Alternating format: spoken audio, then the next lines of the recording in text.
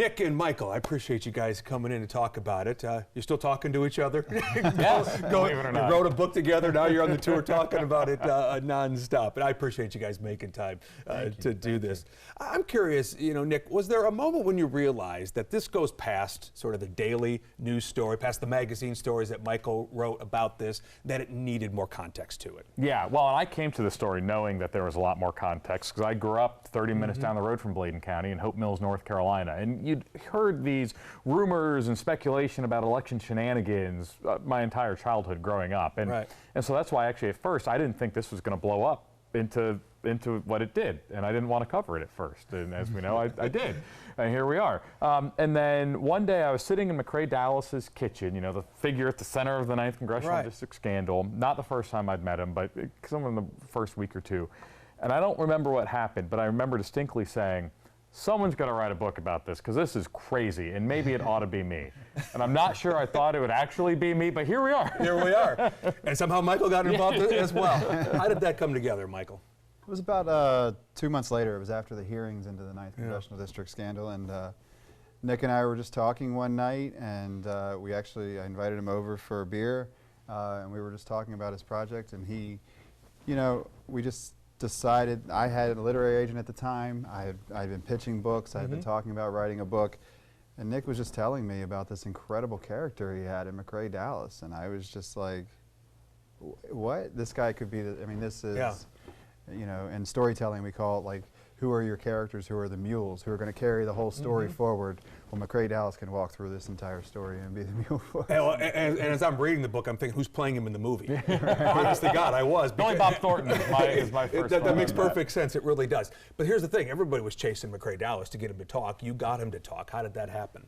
Really because I knew a friend of a friend of a friend who put me in touch with him. I mean, Jamie, you'll remember in early December of 2018, when all this blew open from a station we won't name on this air across town, went down there, and that night I had a big investigation air into something totally unrelated, and no one paid attention to it. And I was like, crap, this is the story. And I was in Raleigh, staying at my mom's house in Raleigh, and I called our bosses and said, I'm going to Bladen County tomorrow. I don't know what I'm going to get, but I'm just going to go down and try to see what I can come up with. And so I called a friend, because I grew up down there, and he said, call this other guy who I kind of knew. And the second guy said, oh, well, call this guy in Bladen County. He knows. And I talked to him, told him who I was, and I'd come with these kind of recommendations. We talked, and I said, can you get me in touch with McCrae Dallas, who everyone in the world, like that's not an exaggeration, wanted to talk to at this point. And he said, I don't know, I'll call him and see, but don't hold your breath. And he calls back and says, here's McCrae's number, he's expecting your call right now. And so, okay, that's great. I'm literally driving to Bladen County as this happened, with no plans to cover this, having been beat to the story. And so I call McCrae Dallas, and we're on the phone for a minute or two, and he says, well, you coming to the house, ain't you? And I'm like, yeah, I'm coming to the house. Yes, biggest story in the nation going on. Yeah, and the guy at the center who no one else can talk to says, you coming here? Well, yeah. So I get there, I pull in the driveway, and I shake his hand, and I said, I don't know what you have or haven't done, but I know you're not the only one who's done it. And that kind of started the relationship. And there was trust there because you knew the roads. You'd been down those roads before, right? Which was a big deal. And that gets us really into the story, Michael, because as I'm reading the book, I'm thinking to myself, this isn't about Republicans and Democrats. It's rural, it's urban, it's wealthy, it's those who are impoverished, it's black and white. Explain that. Yeah, it's not at all about the congressional race. I mean, what we were not looking at one individual fish or one individual shark, and we were looking at the entire water. We were looking at all the water and saying, like, what is the environment that produced, if McCrae Dallas is the shark in this example, what is the environment that produced him? And then you just start to peel back the layer of it, and you get a foot deep into it, you have to go 100 feet deep into it. And it goes back to, we talk about it in the book, the 2010 sheriff's race was a watershed moment in this county, because it was the first time that Bladen County had elected a black sheriff. And in big part it was because of a political action committee that helped get out the vote. The McCrae Dallas run organization, the folks who hired McCrae Dallas throughout all this past decade, didn't exactly like that the black sheriff was elected, and they decided that they were going to hire McCrae Dallas, and they were going to work up their own get out the vote efforts. And I think the tension in the whole story is exactly how far did they go in that? And that's like the question that's been driving this scandal since the beginning. But then you start to peel back the layers. Okay, so why was this contingent of white people, why were they so upset over black? Then you start peeling back the layers on race in eastern North Carolina. Right. And all of a sudden we were back to 1865 within a heartbeat. And it was just a wild ride. Because that's the thing, Nick. I don't see any political true believers in this, right? Where it's conservative liberals going head to head like we see, you know, on CNN every night. And the story has been summed up in the headlines and on TV as this one guy, McCrae, who worked for one candidate, Mark Harris, who did one thing one time. And that's just not true. It's not even true for McCrae. Right. And this isn't a story about Republicans or Democrats, although it involved Republicans and Democrats. This is a story about small town power and people wanting to keep small town power. Yeah. And that certainly is what happened and collided, that quest for power, that history of race and racial tension, the poverty, all of these things collided in 2018 to explode in what we saw. Did that make it then ripe for others to move in to sort of take advantage of the situation? Yeah, absolutely. I mean, when you have an impoverished area where people are leaving, moving out, the population's growing older, it's a big county where they need to, you know, absentee ballots are an important part of how they vote. And there's almost $10 million in political campaigns coming to your county and saying, I can dump pretty much any amount of money I want into this county. Yeah. And folks who are desperate, who are willing to work for $10 a ballot, or ballot request form, hey, you pick up a ballot request form, you get $10. Okay, I'll go pick 10, and that's a good day's work in Bladen County. $100 is a great day's work. Not a lot of options, in other places, right?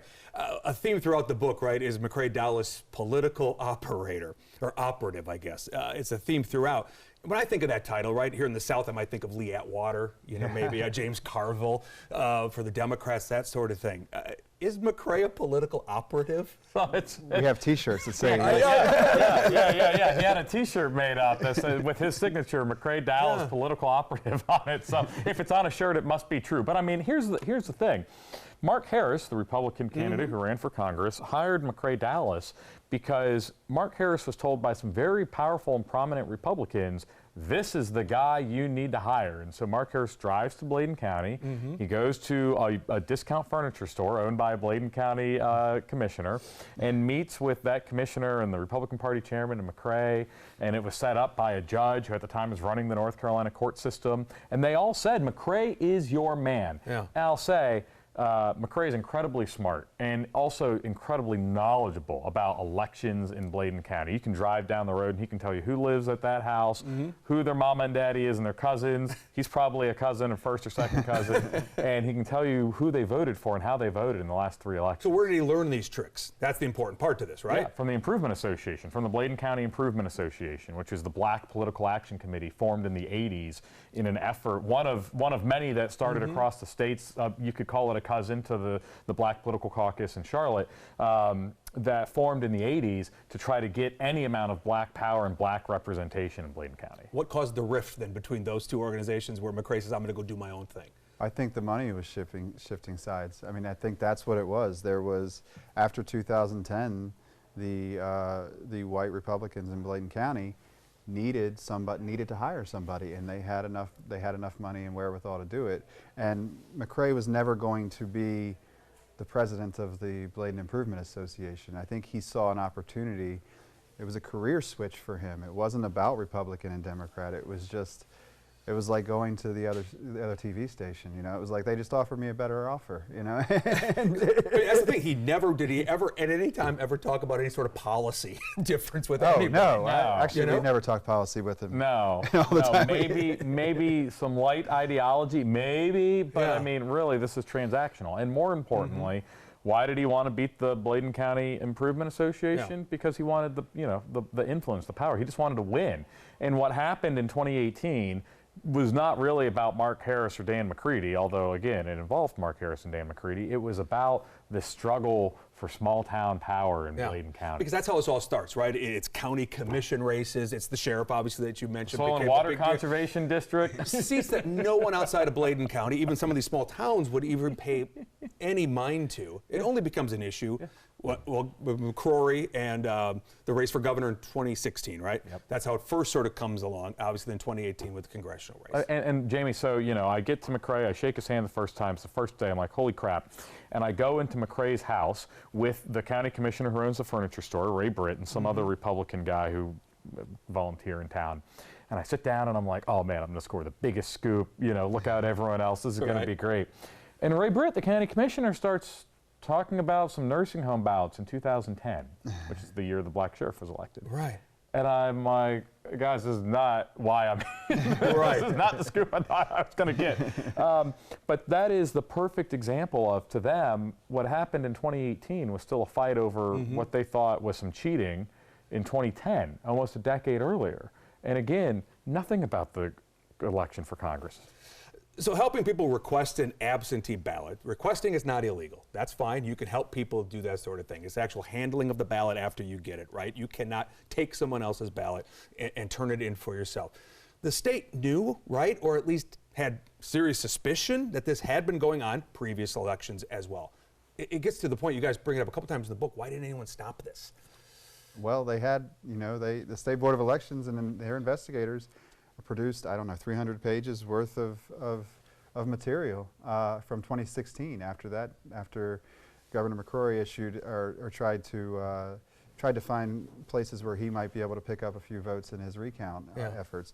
And they looked closer into Bladen County and found, yes, there were some shady stuff going on down here. So the State Board of Elections sends this report to the U.S. Attorney of the Eastern District of North Carolina, and instead of investigating that, the wider scheme, he was investigating very small cases of undocumented immigrants voting, possibly.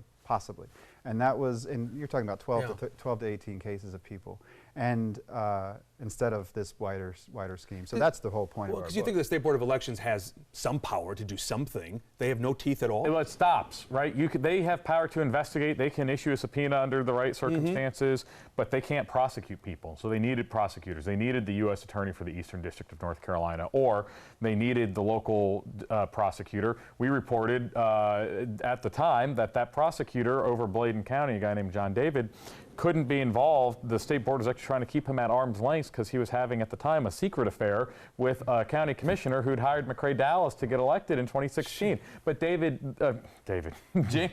the craziest thing, the story that I always have to bring up is our colleague David Hodges found a complaint that someone filed with the Bladen County Board of Elections, I think in 2014, that they called to complain because someone with the Improvement Association hadn't been by to pick up their ballot that year. Which is the illegal part. Yes, hadn't come by to harvest the ballot. They called to complain about it at the Board of Elections. That's how normal it was. That's just how people voted. In the same way you would call if somebody didn't pick up a package at your doorstep. Like, yeah. Right. But that gets to the question, then why wasn't the Bladen Improvement Association ever slapped on the wrist for anything? Well, so they are also named in that 300+ page document that the state board sent to the U.S. Attorney for the Eastern District.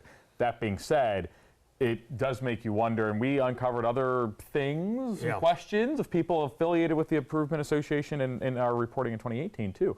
And it does make you wonder, why do we know a lot about, why is McCrae Dallas facing indictments? If what he did is criminal, there are other people, as I told him in his driveway, there are other people who have done that same thing too. And he learned, like we understand, right? He learned all of this stuff from working with the other organization. Mark Harris hires McCrae, obviously, and you really do a terrific job taking us behind the curtain, understanding so the family dynamics going on, take us behind the campaign of the Harris campaign and how they're dealing with this. Why did they want to open up about this, do you think, these couple years later?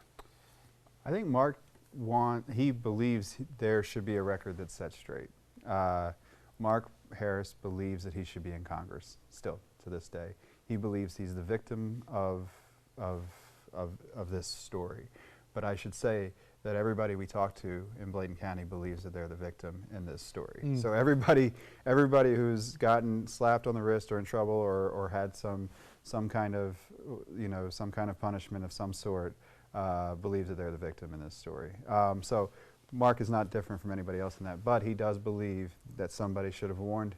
He believes that somebody from the State Board of Elections should have warned him not to hire McCrae Dallas. Now, it gets a little bit dicey because he says, nobody warned me. Well, your son did. His son did warn him. So you kind of like, what did you want to see, Mr. Harris, or what did you not want to see? But he did, you know, he sat down with us for 3 hours one day in June 2020, and we talked for a long time and had a, you know, we had a good conversation. And I left telling Nick, I said, he believes that he was wronged. Whether he was wronged or not is a different story, but he believes this fully. You mentioned the son, John Harris, right? And that's that dramatic moment that we all saw at the hearing there, where I guess in essence he sort of testified against his dad, right? Certainly not for him. No, it didn't help him out, certainly, that he warned him about these things and he should have been, you know, on the lookout. As I'm reading that, I'm thinking to myself, how's their relationship now?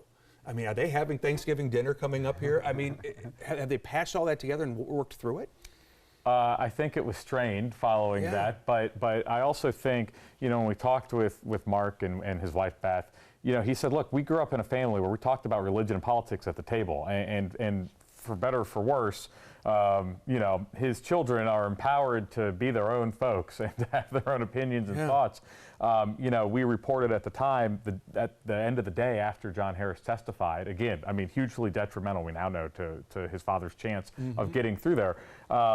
We know and we reported at the time that Mark Harris texted John, his son, and said that he was proud of him. And so I don't know that they are the closest father and son relationship, but I think at some level, you know, this is what happens when you raise independent children of good moral values, is they do the right thing. Yeah, just another twist and dynamic to this whole thing. I'm curious too, as I was reading through this thing, do you think this has led to any self-reflection, maybe in Bladen County, or maybe those who kind of used the people of Bladen County for their own aims? Has there been any of that after all of this? I don't know that we encountered too much self-reflection. I think there's a lot of folks who still feel like they were attacked in the story. You know, and one of the obviously the victims in this story are the voters in some ways too. I mean, you're talking like people who go vote in an election and then don't have that, like can't trust that election was legit. I mean, that's the real, those are the real victims in this. So while everybody is a victim, I mean, truthfully, the victims are the voters in Bladen County in this one. Were many of these people just pawns, you know, in all of this? Oh yeah, I mean, absolutely. Pawns between the two power centers that were trying to win at all costs. Yeah. A congressional seat at a highly political time going on in the country, and it was, you know, an important seat for the balance of power, everything else that was, you know, going on in the country and all this. I guess in the end, as I was thinking about this too, you know, there are reasons, right, and there are excuses, you know, for things that happen in our lives. There's no excuse for what happened here, for the allegations, I guess, that have been made, but there are reasons. Do we better understand those reasons now? I mean, I hope so. I hope after reading the book you do. I mean, I think we spend 100 to 150 pages explaining why the Bladen Improvement Association absolutely had to exist in order for anybody of color in Bladen County to achieve a position on a board of commissioners or any kind of elected position, because throughout the early, I mean, from 1900 to 1975 or whatever, when this organization started to form, I think it was 1981 or 1978 when Bladen County had its first black commissioner since the late 1800s. I mean, that's crazy. So I do think, we talk about reasons, the reason the Bladen Improvement Association existed at all was a very good reason. Like, they absolutely had to fight to get people elected. Representation. Yeah. And then what the reason, you know, then all of a sudden they gained a lot more power and a lot more influence. And then they started to win big elections, and then all of a sudden that sparks whatever, whether it's you know, whether the white people in Bladen County realized it sparked their own fears or not. But there were a lot of white folks in Bladen County who were terrified that a black sheriff was elected in 2010. And that sparked all of this. So reasons, but not excuses, yeah. What do you want the takeaway to be? What happened in 2018 didn't have to happen. And it happened because our systems failed. The systems that are supposed to keep democracy on the guardrails, right? Yep. And those systems failed in part by allowing people who don't have a voice who are generally marginalized by all the things we've talked about, by the opioids, by economics, by floods, by hurricanes. These people didn't have a voice and were failed by the system that was supposed to protect them and protect their vote. And because people did nothing, 2018 happened. Right. Are you hopeful for Bladen County? I want to be, yeah, I do. I mean, I think it needs some serious investment. I met some great folks out there. There's, you know, a new president of the community college out there that, you know, there's a lot of hope in the community college system there. I think that could be great. There are pieces of it that I found hopeful. But the reality is, if you're a kid growing up in Bladen County and you go off to college, most of them don't come back. Yeah. And until that starts to happen, until people start to move to the county again and start to bring economic viability to the county, it's not going to. And for people in Charlotte and in Raleigh, the other large cities around this region, to care about what is happening in these places. Yeah. That's critically important to this, isn't it? You have to care what's going on. And you think, oh, well, what happens in a place like Bladen County doesn't affect me. Well, it actually does affect you, right? And more than just elections. And let's also not forget, there are Bladen counties all over the state and all across the country. So while this is a hyper-local story about southeastern North Carolina, it carries implications for really the rest of our state and the rest of our country. Yeah. I can't urge people enough to read the book. It is fantastic, it is enlightening, and it gives you a lot to think about, absolutely. Michael, Nick, thanks for making time. Thank you, Jamie. Grateful.